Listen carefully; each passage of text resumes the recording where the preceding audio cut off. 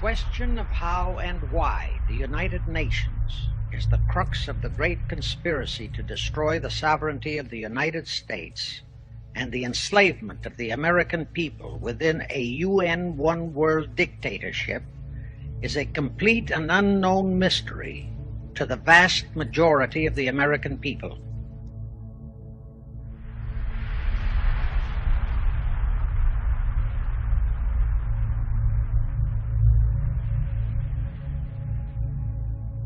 The reason for this unawareness of the frightening danger to our country and to the entire free world is simple.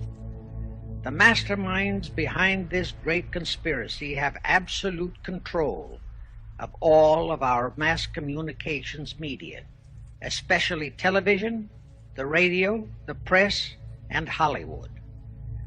We all know that our State Department, the Pentagon, and the White House have brazenly proclaimed that they have the right and the power to manage the news, to tell us not the truth, but what they want us to believe.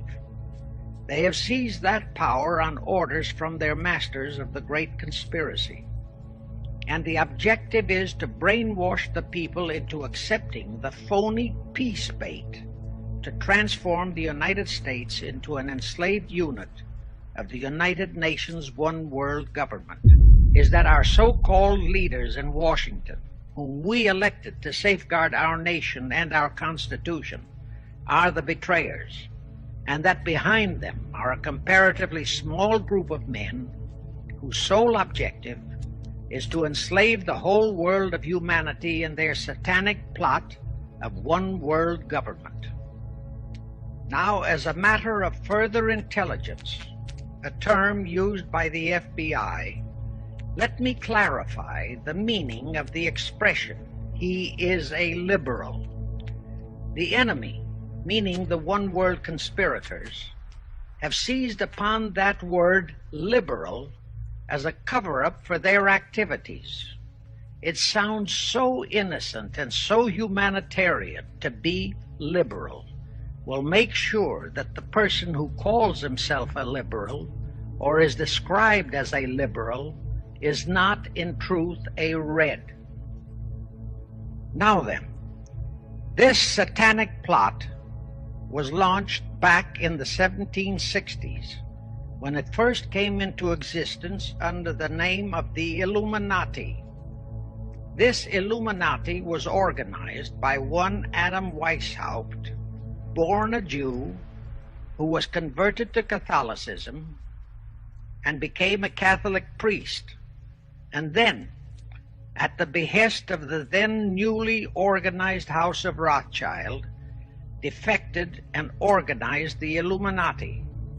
Naturally, the Rothschilds financed that operation. And every war since then, beginning with the French Revolution, has been promoted by the Illuminati, operating under various names and guises. In the United States, they set up what they called the Council on Foreign Relations, commonly referred to as the CFR.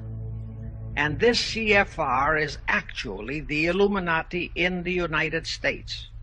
And its hierarchy, the masterminds in control of the CFR, to a very great extent, are the descendants of the original Illuminati conspirators.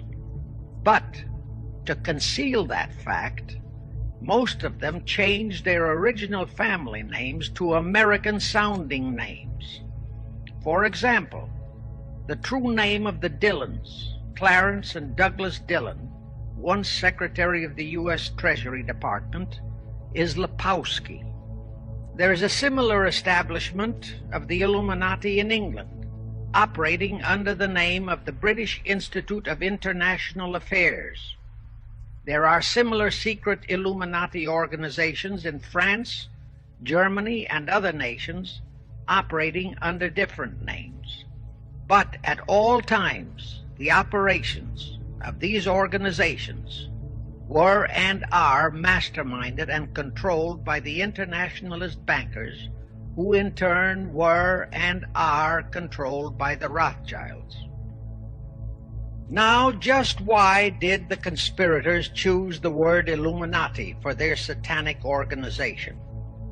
Weishaupt himself said that the word is derived from Lucifer and means holders of the light, using the lie that his objective was to bring about a one-world government to enable those with mental ability to govern the world and prevent all wars in the future. In short, using the word peace on earth as his bait. Perhaps the most vital directive in Weishaupt's plan was to obtain absolute control of the press so that all news and information could be slanted, so that the masses could be convinced that a one-world government is the only solution to our many and varied problems. Now do you know who owns and controls our mass communications media? I'll tell you, practically all the movie lots in Hollywood is owned by the Lehmans, Kuhn Loeb and Company, Goldman Sachs, and other internationalist bankers. All the national radio and TV channels in the nation are owned and controlled by those same internationalist bankers. In 1834, the Italian revolutionary leader Giuseppe Mazzini was selected by the Illuminati to direct their revolutionary program throughout the world. Mazzini had enticed an American general named Albert Pike into the Illuminati. Pike was fascinated by the idea of a one-world government, and ultimately he became the head of this Luciferian conspiracy. Between 1859 and 1871, he, Pike, worked out a military blueprint for 3 world wars and various revolutions throughout the world, which he considered would forward the conspiracy to its final stage in the 20th century. Long before Marconi invented radio, the scientists in the Illuminati had found the means for Pike and the heads of his councils to communicate secretly. It was the discovery of that secret that enabled intelligence officers to understand how apparently unrelated incidents, one such as the assassination of an Austrian prince at Sarajevo, took place simultaneously throughout the world, which developed into a war or a revolution. Pike's plan was as simple as it has proved effective. It called for communism, Nazism, political Zionism, and other international movements be organized and used to foment 3 global world wars and at least 2 major revolutions.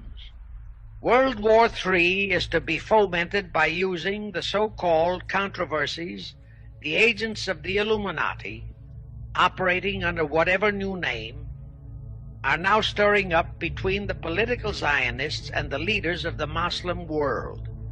That war is to be directed in such a manner that all of Islam and political Zionism, Israel, will destroy each other, while at the same time the remaining nations, once more divided on this issue, will be forced to fight themselves into a state of complete exhaustion, physically, mentally, spiritually, and economically. Now, can any thinking person doubt that the intrigue now going on in the Near, Middle, and Far East is designed to accomplish that satanic objective? Pike himself foretold all this in a statement he made to Mazzini on August 15, 1871.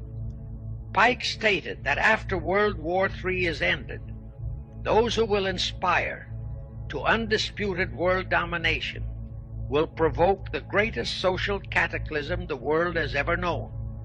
Quoting his own words, taken from the letter he wrote to Mazzini, and which letter is now catalogued in the British Museum in London, England, he said, "We shall unleash the nihilists and the atheists, and we shall provoke a great social cataclysm which in all its horror will show clearly to all nations the effect of absolute atheism, the origin of savagery and of most bloody turmoil, then everywhere the people forced to defend themselves against the world minority of revolutionaries will exterminate those destroyers of civilization, and the multitudes disillusioned with Christianity, whose deistic spirits will be from that moment on without direction and leadership, and anxious for an ideal but without knowledge where to send its adoration, will receive the true light through the universal manifestation of the pure doctrine of Lucifer, brought finally out into public view, a manifestation which will result from a general reactionary movement which will follow the destruction of Christianity and atheism, both conquered and exterminated at the same time. Anyway, the ending of the Civil War destroyed, temporarily, all chances of the House of Rothschild to get a clutch on our money system, such as they had acquired in Britain and other nations in Europe. I say temporarily because the Rothschilds and the masterminds of the conspiracy never quit. So they had to start from scratch, but they lost no time in getting started. Shortly after the Civil War, a young immigrant who called himself Jacob H. Schiff arrived in New York.